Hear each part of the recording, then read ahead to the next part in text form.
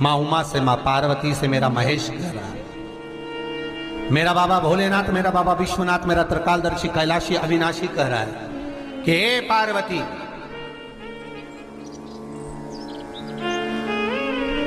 एक बीला, एक बेल जो मुझे समर्पित करता है, और समर्पित करने के बाद उस बेल की महत्वता देखिए, जो बैसाख महीने में बाबा शंकर को जो चढ़ाया जाता है, और 1000 अश्वमेध यज्ञ का पुण्य फल हम प्राप्त कर लेते, मात्र एक फल चढ़ाकर, मात्र एक फल चढ़ाकर। हे पार्वती, संसार का मनुष्य जब मुझे वो बेलपत्र समर्पित कर, वो बेल का फल समर्पित करता है, पार्वती वो फल जो मुझे चढ़ता है, फिर मैं भले नर्मदा के जल से निकला हुआ कंकर शंकर क्यों ना हूं, फिर चाहे मैं गंगा के जल से निकला हुआ कंकर शंकर क्यों ना हूं, चाहे फिर मैं यमुना के जल से निकला हुआ कंकर शंकर क्यों ना हूं, चाहे मैं सरयू के जल से निकला हुआ कंकर शंकर क्यों ना हूं, चाहे मंदाकिनी के जल से निकला हुआ कंकर शंकर क्यों ना हूं, हे पार्वती, फिर जो भी शिवलिंग पर वो बेल समर्पित होता है, वो बेल उठाकर जीव अपने कार्य में ले सकता है। ये माँ उमा से कह रहा है। तो उस बेल की महत्वता जानेंगे। अब अपन उस बेल को जानने के लिए वापिस स्कंद पुराण में चले, तो स्कंद पुराण में लिखा हुआ है कि जो बेल बैसाख के महीने में शंकर को चढ़ाया जाता है, वो बेल का फल उठाकर रख लिया जाता है। बैसाख के महीने में उस चढ़े हुए, बाकी के आपको बेल का फल खाना हो तो बात दूसरी, पर चढ़ा हुआ जो बेल का फल है वो पूरा बैसाख नहीं खाना। बैसाख के बाद में अगला जो महीना आए, उस महीने के अंदर उस फल के अंदर का गुर्दा निकालकर उसको सुखा लीजिए, और सुखाकर जिस व्यक्ति को पथरी की बीमारी हो और जिस व्यक्ति को पेट में बहुत भोजन पचता ही नहीं है, पूरा शरीर पाचन क्रिया बेकार हो गई, उस व्यक्ति को केवल 7 दिन तक शंकर पर चढ़ा हुआ वो बेलपत्र प्रदान कर दीजिए, पथरी भी बाहर और पाचन क्रिया भी ठीक, जिंदगी भर तकलीफ नहीं। उस बैसाख में उस फल की इतनी महत्वता बाबा भोलेनाथ स्कंद पुराण, लिंग पुराण, नर्मदा पुराण, पद्म पुराण के अंतर्गत, शिव महापुराण के अंतर्गत वर्णन कर रहे हैं। उसकी महत्वता है, वो बेल का फल साधारण नहीं हो सकता। अब मंदार का जो पुष्प होता है, आंकड़े का जो फूल होता है, एक सफेद कलर का भी होता है और एक गुलाबी कलर का भी होता है। देखा है आप लोगों ने? बोलो, जम के बोलो, देखा है ना? गुलाबी कलर का जो पुष्प होता है, वो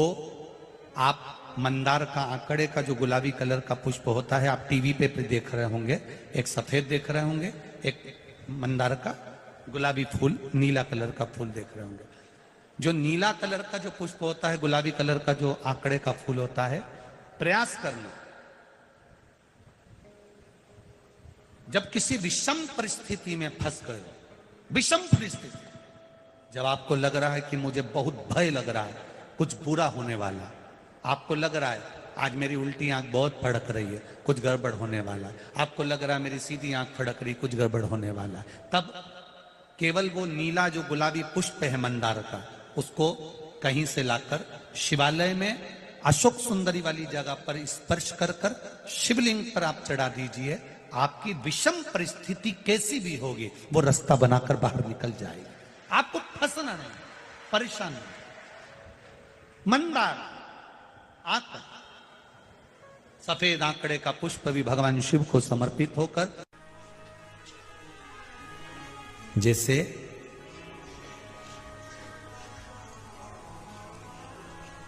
बेले के फल का गुर्दा, बेल का जो फल होता है, बेलपत्री का फल, उसका जैसे गुर्दा, उसके अंदर का जो भाग होता है बेल का, वो गुर्दा, अग्नि में जलाकर उसकी भस्म तैयार कर कर छान कर जब जब आपके यहां विद्वान ब्राह्मण शिव जी का अभिषेक कराते हैं, पूजन कराते हैं, तो उसमें लिखते हैं पूजन के साहित्य में, बेलपत्री, धतूरा, दुर्वा, ये उसमें नीचे लिखेंगे भस्म। लिखते कि नहीं लिखते? लिखते हैं ना, भस्म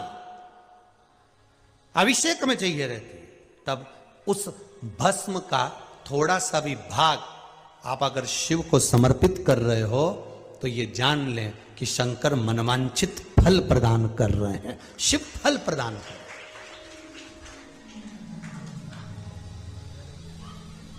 महाराज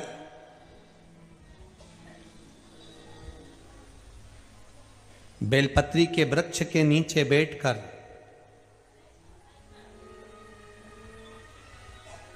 हाथ में एक बेलपत्र का पत्ता रखकर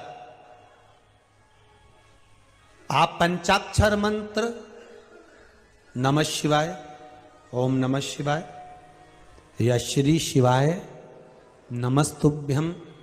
या महामृत्युंजय मंत्र का स्मरण कर रहे हो, पर डंडी का भाग अपनी ओर, बेलपत्र की बीच वाली पत्ती का भाग बीच वाली उंगली की ओर रखकर अगर आप स्मरण कर रहे हैं और अपनी कामना कर कर बेलपत्री के वृक्ष के नीचे बैठकर उस पत्ते को सम्मुख रखकर बाबा से विनय कर कर एकांत में उस बेलपत्री के वृक्ष की छांव में, बेलपत्री के वृक्ष की छांव आप कामना कर कर उस पत्ते को शंकर भगवान के ऊपर समर्पित कर रहे हैं, तो ये जान कर रखें कि पार्वती और शिव का मिलन करवा रहे हैं और अपनी मनवांछित फल कामना पूर्ण करवा रहे हैं। क्योंकि शिव और पार्वती का जब मिलन होता है, शंकर पार्वती जब एक दूसरे के सम्मुख में होते हैं, शिव और पार्वती जब एक दूसरे के सामने अपने बच्चों के कारण एक दूसरे के सम्मुख में आते हैं, तो उनके चेहरे पर प्रसन्नता का भाव आ जाता है। फल, मनवांचित फल की कामना आप जिस कामना के लिए कर रहे हैं, विवाह के लिए, नौकरी के लिए, सर्विस के लिए, व्यापार के लिए, रोग मुक्ति के लिए, आप जिस कामना से कर रहे हैं, ईश्वर महादेव जो व्यक्ति पथभ्रष्ट हो जाए, जैसे मदिरा के नशे में पड़ गया, कहीं जुए में पड़ गया, कहीं मांसाहार में पड़ गया, कहीं व्यसन में पड़ गया, कहीं गलत काम में अगर कोई जा रहा है, तो श्रंभेश्वर महादेव के नाम से काली तिल भगवान शिव को समर्पित करी जाती है। महाराज काली तिल को वापस उठाकर ले आते हैं, उसी काली तिल को जो मदिरा का नशा करने वाला होता है या जो गलत व्यसन में डूबा हुआ होता है, उसको वो सुबह के समय अगर नहीं खाता तो भोजन के साथ उसको दिया जाए। श्रंभेश्वर महादेव,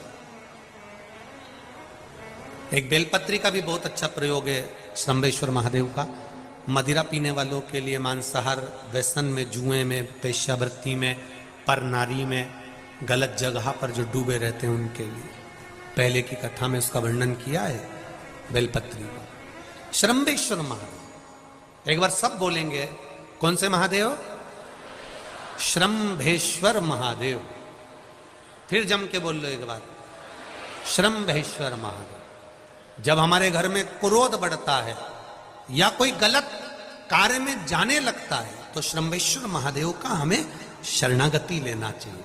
श्रंभेश्वर महादेव का पूजन करना चालू कर देना चाहिए। कई लोग कहते हैं महाराज जी ये श्रंभेश्वर महादेव का मंदिर कहाँ मिलेगा, हम कहाँ पूजन करने जाए? कहीं नहीं जाना, तुम्हारे घर के पास में जो शंकर जी का मंदिर है वहीं जाओ, उसी देवालय में, उसी मंदिर में जाओ, श्रंभेश्वर महादेव के नाम से जल चढ़ाना प्रारंभ करेंगे। वो जल जो गलत संगत में पड़ा हुआ है उसका आचमन कराना प्रारंभ करेंगे, अपने आप उसकी धीरे धीरे बुद्धि सुधरना प्रारंभ हो जाएगी। ऐसा श्रंभेश्वर महादेव का है।